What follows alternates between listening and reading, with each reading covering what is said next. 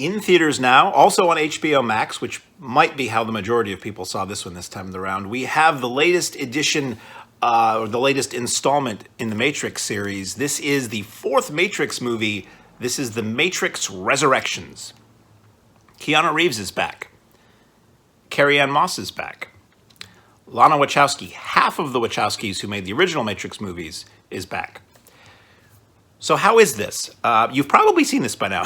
I'm a little late to the ball game on this one. I did see this opening day.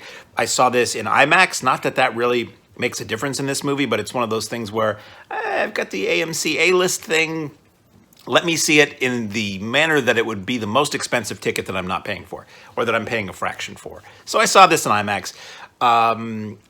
So I didn't really care for The Matrix Resurrections.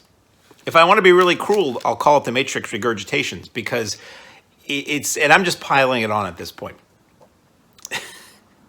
The basic story is that we see Keanu Reeves, Neo, and he is a video game engineer. He seemingly is in the real normal world. He's a video game engineer who has created a video game decades earlier called The Matrix.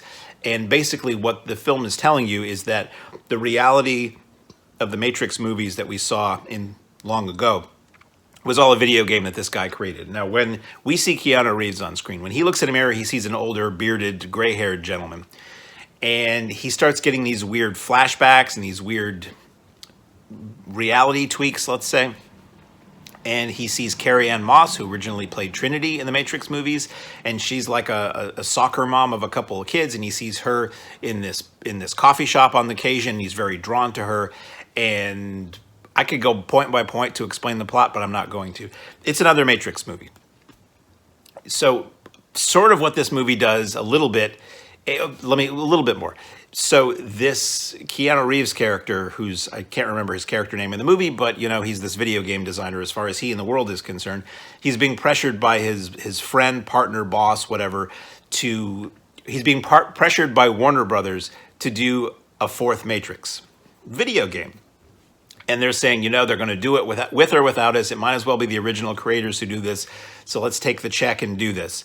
And there's basically, it's this meta spoof of what Lana Wachowski went through in doing another Matrix movie, I'm sure, poking at the corporation and wanting to shake that empty flour sack to see if a little bit more flour is going to fall out in terms of Matrix sequels, and having a group of much younger people brainstorming what would be cool and rad to do in a Matrix movie, a Matrix video game. I was really bored by this movie. Now, it does become a Matrix movie eventually. You do have people with weird sunglasses and long black coats and slow motion action, and somebody who's not Larry Fishburne but looks just like Larry Fishburne taking the role of Larry Fishburne and acknowledging that they are not the original Morpheus, but they're an astonishing simulation. And you have Agent Smiths, but they don't look like Agent Smith. Basically, you have characters who look different in this movie because the original actors didn't want to come back for this movie. And it just, ultimately for me, again, I'm not going to go point by point, it was really dull to me, for me. I really loved the original Matrix when it came out. It was mind-blowing. It was a landmark achievement in cinema and action and sci-fi and all that. It blew your mind, and the action was astounding, and the look was really cool, and bullet time we'd never seen before.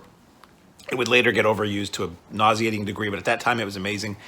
And they made two sequels, which I saw in the theater and thought they were okay, but I thought they were unnecessary. It was Warner Brothers trying to shake that flour bag again, which is what this movie is. This movie is Warner Brothers wanting another franchise.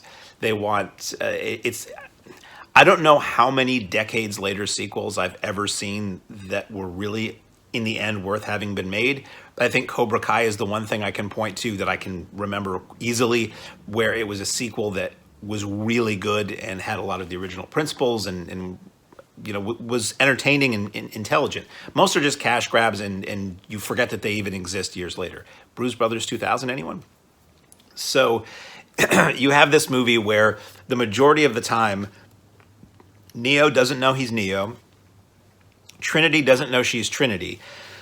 They don't really get together until very late in the game. They're not really themselves until very late in the movie. There are younger, newer characters who are just like the people in the original, the people in the spaceships trying to pull people out of the pods and defeat the whatever. I don't even remember. I don't even care. I loved the original Matrix when it came out. It was, I think, literally the first DVD I ever owned, which I think was the case for a lot of people because it hit DVD right when DVDs were first taking off, or DVD players were becoming common. But I never was really into the sequels or the Animatrix or the spin-offs or the comics or the video games or all these things that tried to expand that world. Maybe if you are,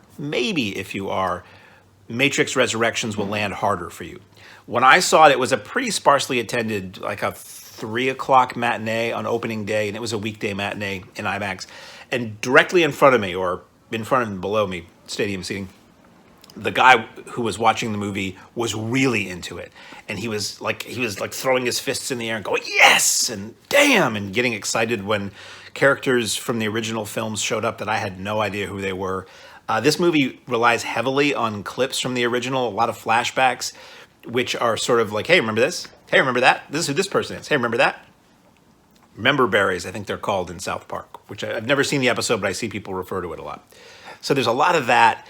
It's really dull. It's a total retread of the first movie. It's one of those what I call changing the adjective scripts, where it's almost the exact same thing as the first film, but they change a few things here and there, and so it's somewhat different. C-make. Requels and C-makes is something I noticed over the years, where it would be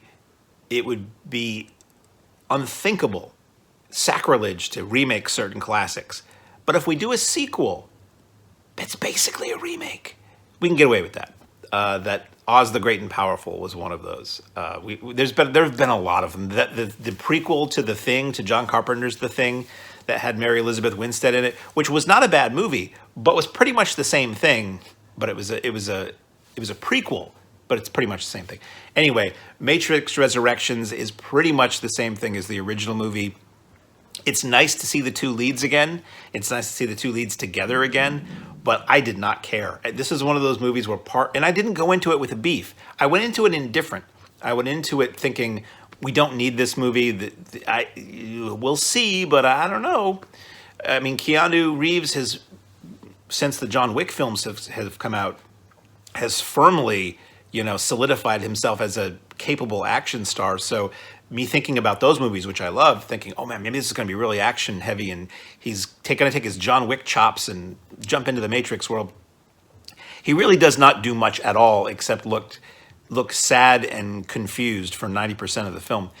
The new characters I didn't really care about. I didn't really understand all of it. I was wondering how much I should be remembering from the previous films, which is what I said earlier, started to say earlier, was if you're a mega fan of these, you may get a lot more in this than I did. The action, I thought, was really poorly done, and that's sad for a Matrix movie. It was just sloppy. It was the whole shot too close, cut too fast, camera too shaky, or just you don't really see what's going on as much as you should. And what the first film did, which was so mind-blowing, is it took a lot of Hong Kong martial arts and Hong Kong style action and put a Hollywood gloss on it, even though it was shot in, I believe, in New Zealand.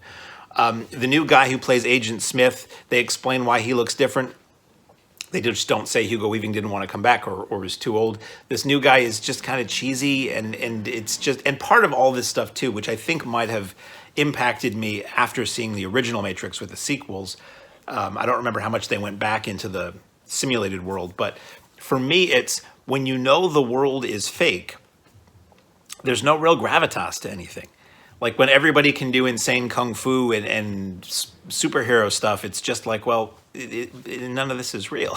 So there are some interesting moments in Matrix Resurrections and sort of some interesting ideas here and there. But for me, it's one of those films where I got partway through it and I realized I just don't care. And that is always disappointing because you usually at that point also realize there's another hour to go in this movie. So it's a movie that I kind of endured. I really did not think it was good. I thought it was dull. It was a copycat of the original with nothing that was really surprising or mind-blowing, with action that was not very good overall, which is sadly typical of Hollywood these days. And it was not a film for me. Now, I do know people that loved this. They thought it was great. They thought it was a return to form. It was exhilarating to see the characters again. I'm happy for them because they paid and saw a movie they really liked, or they have HBO Max and they saw a movie they liked. This is one of those deals. This deal has got to be ending pretty soon, where the entire slate of Warner Brothers releases. It started during the pandemic when theaters were mostly closed. Warner said, okay, for the next year, 2021, at that time, all of our theatrical features will also be premiering on HBO Max at the same time, and you'll be able to watch them on there and see them in theaters. And they'll be on HBO Max for like a month or so, and then they'll just be in theaters. Apparently that has worked very poorly for Warner Brothers, and they've seen their theatrical revenues just tank for the most part because people are just watching them at home. So I think enjoy it while you got it. I think this idea of seeing brand new big budget major studio films at the same time at home, not as a premium pay-per-view, is probably going to shrink and evaporate pretty soon, unless some other studio starts doing it. I know you could see Halloween Kills on Peacock almost immediately or very quickly. Disney did do that for a while, but their releases were like $20 rentals on Disney Plus, so it wasn't really necessarily cheaper for an individual to see that at home than to go to the movies. Anyway, we're not talking about that. We're talking about this. Matrix Resurrections, I really didn't like it. I would say if you really want to see this as I'm recording this early January, if you really want to see this in the theater, I would say see it pretty darn quick because I think this is going to get pushed out of the theater once another bigger release or two comes along. And it should be on HBO Max maybe until the end of January 2022. So, Keanu Reeves, Carrie-Anne Moss, Christina Ricci, Jada Pinkett-Smith, and some other familiar faces in The Matrix Resurrections.